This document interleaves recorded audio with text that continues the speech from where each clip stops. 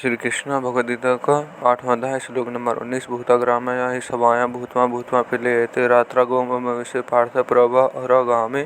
इसका हिंदी हे पार्थ, वहीं वह प्राणी समुदाय उत्पन्न होकर प्रकृति के वश हुआ, ब्रह्मा के दिन समय उत्पन्न होता है और ब्रह्मा की रात्रि के समय लीन होता है। व्याख्या: अनादिकाल से जन्म मरण के चक्कर में पड़ा हुआ यह प्राणी समुदाय वही है जो साक्षात मेरा अंश, मेरा स्वरूप है, मेरा सनातन अंश होने से नित्य है। स्वर्ग और प्रलय तथा महासागर और महाप्रलय में भी था और आगे भी ही रहेगा। इसका न कभी अभाव हुआ है न कभी इसका अभाव होगा। तात्पर्य है कि अविनाशी है, इसका कभी विनाश नहीं होता, परंतु भूल से प्रकृति के साथ अपना संबंध मान लेता है। प्राकृतिक पदार्थ तो बदलते रहते हैं, उत्पन्न और नष्ट रहते हैं, यह पर है उनके संबंध को पकड़े रहता है। वह कितनी आश्चर्य की बात है कि संबंधी तो नहीं रहते पर उनका संबंध रहता है, क्योंकि इस संबंध को स्वयं को छोड़ना है।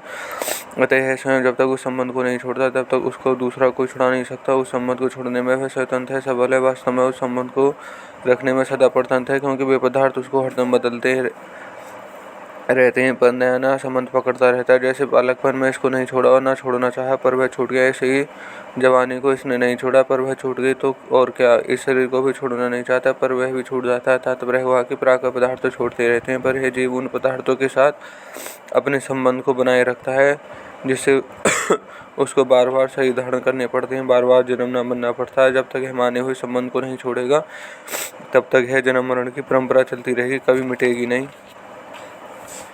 भगवान के द्वारा अकेले खेल नहीं हुआ, तो खेल तो खेलने के लिए था, प्रेम का आदान प्रदान करने के लिए। भगवान ने प्राणी समुदाय को सही रूप, खिलौने सहित सहित प्रकट किया। खेल का यह नियम होता है कि खेल के पदार्थ केवल खेलने के लिए होते हैं, किसी ने व्यक्तिगत नहीं होते, परंतु है प्राणी समुदाय खेल खेलना तो भूल गया और खेल के पदार्थ को अर्थात शरीर को व्यक्तिगत मानने लगा। इसी ने उन फंस गया और भगवान ने सर्वथा विमुख हो गया। ये पद शरीर के लिए कहे गए हैं जो कि उत्पन्न और नष्ट होते रहते हैं, अर्थात जिनमें प्रत्येक क्षण ही परिवर्तन होता रहता है, परंतु जीव उन शरीर को परिवर्तन को अपना परिवर्तन और उनके जन्म के मरने को अपना जन्म मरण मानता रहता है। इसी मान्यता के कारण उसका जन्म मरण कहा जाता है। स्वयं सत्य स्वरूप है और सही उत्पत्ति विनाशील, इसलिए सही को धारण करना था जन्म मरण का होना, परधर्म और मुक्त होना स्वधर्म है।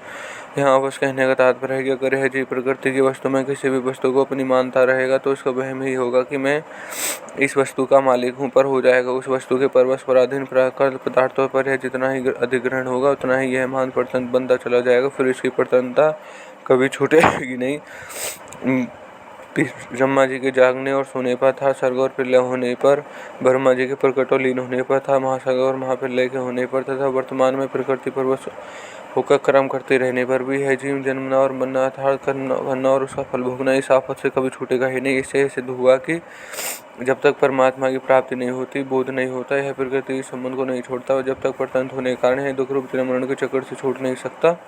परंतु जब इसकी प्रकृतिजन्य पदार्थों की परवस्था मिट जाती है था, उसको प्रकृति समुद्र से सर्वथा सहित होकर शुद्ध स्वरूप का बोध हो जाता है, फिर यह महास्वर्ग में भी उत्पन्न नहीं होता, महाप्रलय में व्यथित नहीं होता। मूल में परवस्था प्रकृतिजन्य पदार्थों को महत्व देने, उनको स्वीकार करने में है। इस परवस्था को कहीं काल की, कहीं स्वभाव की, वहीं कर्म की और कहीं गुणों की परवस्था के नाम से कहा गया है। इस प्राणी समुदाय की है परवस्था तभी तक रहती है जब तक यह प्राकृतिक पदार्थों के संयोग से सुख लेना चाहता है। संयोग जन्य सुख की इच्छा से यह पराधीनता भोगता रहता है और ऐसा मानना रहता है कि पराधीनता छूटती नहीं, इसको छोड़ना बहुत कठिन है, परंतु यह परवस्था इसकी ही बनाई हुई है, स्वतः नहीं है, अतः इसको छोड़ने की जिम्मेवारी इसी पर है। इसको यह जब चाहे तभी छोड़ सकता है। परिशिष्ट भाव: एक विभाग बदलने वाला संसार का है और एक विभाग न बदलने की छिन्न में सत्ता का है, जो अनादिकाल से जन्म मरण के प्रभाव में पड़ा हुआ है।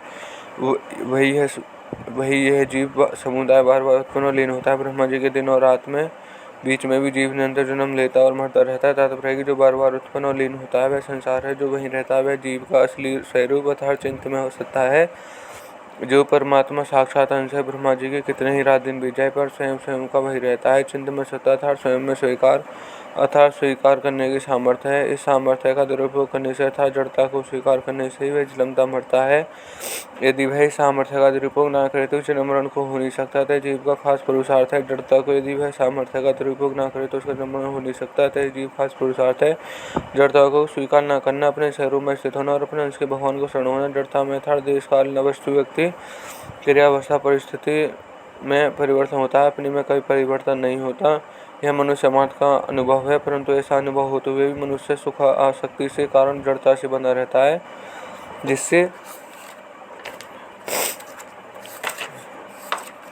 जिससे उसको सहज स्वरूप का अनुभव नहीं होता। फिर तो वह पशु पक्षी आदि की तरह अपने स्वरूप को भूलता रहता है। प्रकृति के साथ संबंध जोड़ने से जीव पराधीन हो जाता है तथा प्रकृति के साथ माना हुआ संबंध छूटने पर वह स्वाधीन अर्थात मुक्त हो जाता है। हमारी सत्ता प्रकृति यथार्थ वस्तु, व्यक्ति और क्रिया के अधीन नहीं है। प्रत्येक वस्तु, व्यक्ति और विनाश होता है। प्रत्येक व्यक्ति जन्म और मरण होता है। प्रत्येक क्रिया का आरंभ और अंत होता है। परंतु इन तीनों को जानने वाली हमारी चिंता में सत्ता का कभी उत्पत्ति, विनाश, जन्म, मरण और आरंभ अंत नहीं होता है। यह सत्ता निरंतर स्वतः ज्यों की त्यों रहती है।